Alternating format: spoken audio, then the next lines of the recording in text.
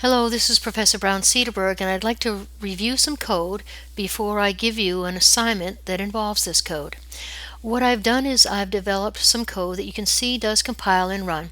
And what it does is it plays the game, the matching game, but it's not quite complete. What it does is it sets up the game so you can play it, but it leaves some code for you to develop.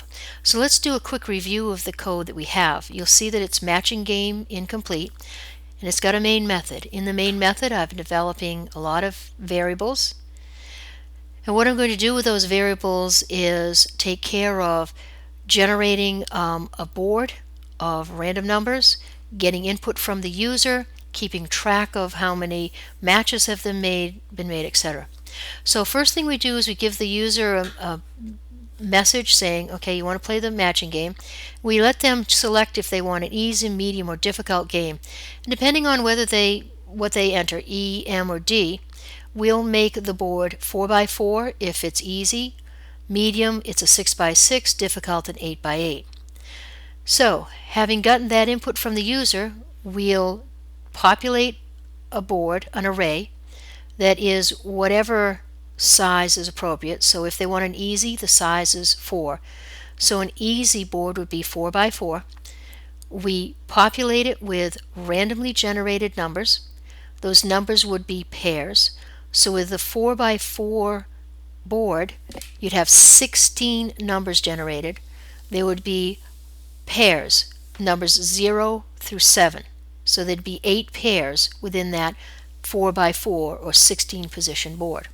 Right?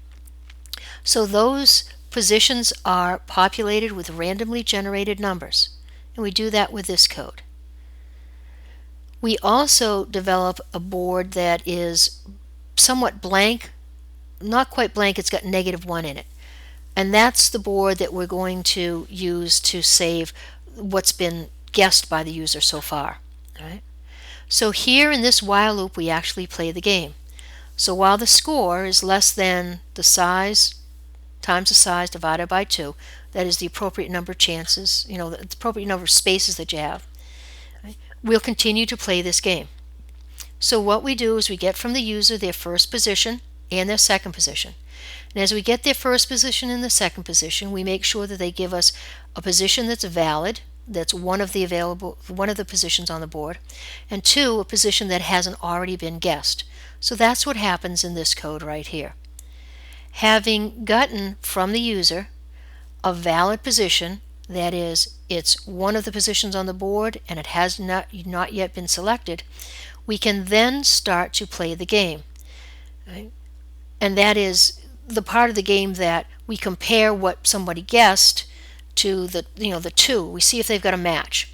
And so that's right here, where we check to see if the value in the 2 spaces match. If yes, we increase the score and we mark the spaces as red. Your assignment is to complete this code. If you complete from here to here appropriately, and I tell you what you have to do, you have to check if the value of the 2 spaces match. If yes, you have to increase the score and mark the spaces as guessed.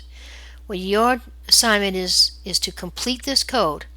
Having completed this code, you'll be able to play this game. Thank you.